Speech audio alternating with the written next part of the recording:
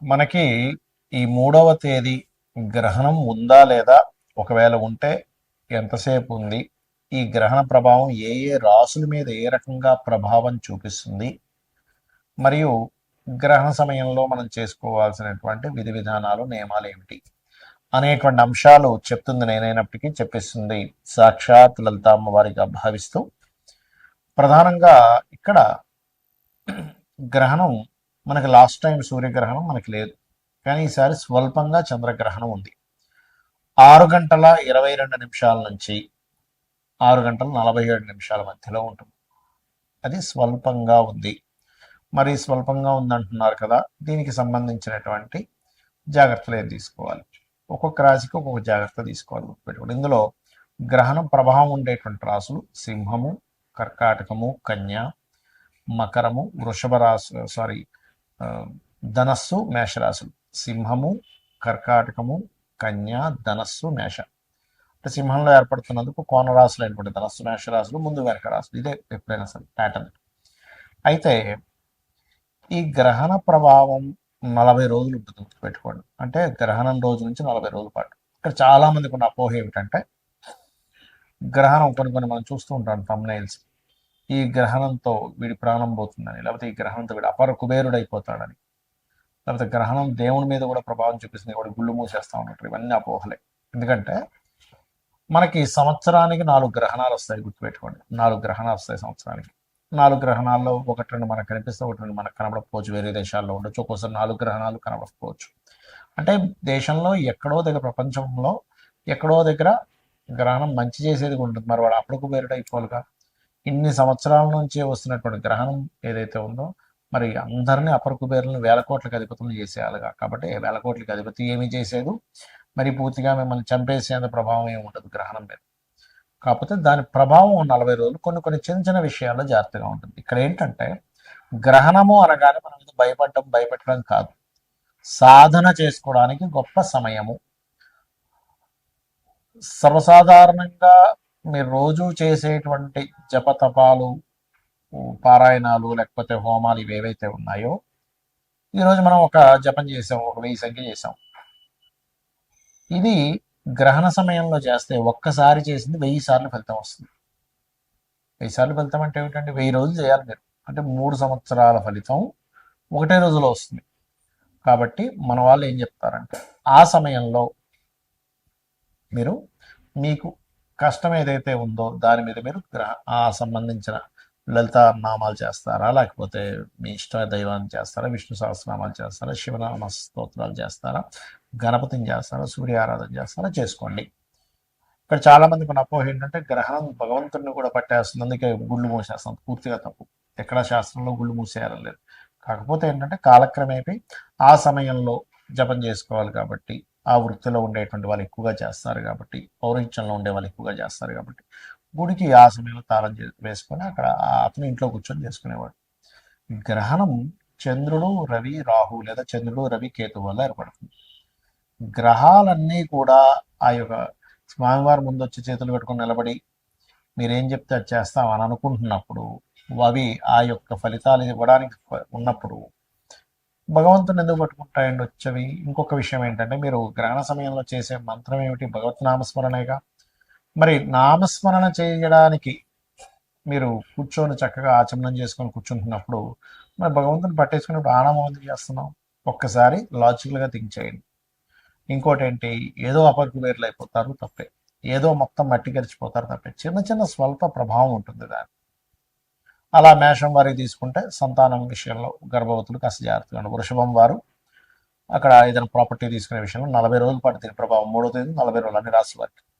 మిథునం వారికి 3వ స్థానంలో గ్రహణం మంచిది, ప్రయత్నం లాభం ఇస్తుంది. కర్కాటకం వారు ఫైనాన్షియల్ మ్యాటర్స్ విషయంలో, మన సింహం వారు కొంత ఆరోగ్య విషయంలో, కొంత ఖర్చుల విషయంలో, కొంత విరక్తి వైరాగ్యం ఇలాంటివి కొన్ని ఇస్తూ ఉంటుంది. మరి కన్య వారికి ఇన్వెస్ట్మెంట్స్ విషయంలోని, తులవారికి లాభస్థానంలో గ్రహణం మంచిదే, అన్ని రకాల లాభాలు ఇస్తుంది. వృశ్చికం వారికి ఉద్యోగ అవకాశాలు ఇస్తుంది. కాకపోతే తెలియని చిన్న చంద్రకేతువులు ఉన్నప్పుడు ఏంటంటే ఇంట్యూషన్ పనిచేస్తూ ఉంటుంది, తెలియని చిన్న వైరాగ్యం వస్తూ ఉంటుంది. అలాగే ధనస్సు వారు కాస్త గురువులతోని, తండ్రి గారి ఆరోగ్య విషయంలో లాంగ్ జర్నీ చేసేటప్పుడు జాగ్రత్తగా ఉండాలి. మకరం వారు కాస్త యాన్స్టర్స్ ప్రాపర్టీ తాతగారి ఆస్తి విషయంలో తొందరపాటు నిర్ణయాలు పనికిరావు. బట్ అది కూడా న్యూట్రల్, అదే పెద్ద విషయం కాదు. సింహం, కుంభం వారు మాత్రం సింహంలో సప్తమ స్థానంలో గ్రహణం పడుతుంది కాబట్టి వివాహ సంబంధాలు మాట్లాడుకోవడము, వివాహ జీవితం విషయంలోని, వివాహ నిర్ణయాల విషయంలో జాగ్రత్తగా ఉండాలి. మీనం వారి కారులో మంచిదే. రుణ సంబంధించిన, శత్రువు సంబంధించిన నాశనం జరుగుతుంది, తగ్గుతుంది దాని ప్రభావం. నాశనం అంటే అవతల వాడు ఏం చచ్చిపోతాడని కాదు దీని అర్థం. కాకపోతే ఇక్కడ ఏంటంటే రాంగ్ ఇంటర్ప్రిటేషన్ ఏం జరుగుతుందంటే, ఈ గ్రహణం నుంచి మీరు అపర కుబేరులు అయిపోవడం ఖాయం అనగానే మనం వీడియోలు చూస్తాం, లేకపోతే ఇంకా చచ్చిపోతాడు అనగానే చూస్తాం. అది దయచేసి అలాగా ఎప్పుడూ అనుకోకండి. ఇది కేవలం సాధన చేసుకోవడానికి అద్భుతమైన పర్వదిన గ్రహణం అనేటువంటి. అంటే మనం ఎప్పటి నుంచో ఎన్నో కర్మలు, ఎన్నెన్నో జన్మలు ఎత్తి కర్మలు చేస్తున్నాం. ఆ కర్మం దగ్ధం అవ్వాలంటే మంత్రం చేత దగ్ధం అవుతుంది. కాబట్టి దైవం మంత్రాధీనం అంటారు, అంటే మంత్రంతో దైవం ఉంటుంది. కాబట్టి ఇక్కడ ఏంటంటే మీరు మీకుండే సమస్యని బట్టి ఎక్కువగా అప్పుల బాధలు ఎక్కువగా ఉన్నాయి.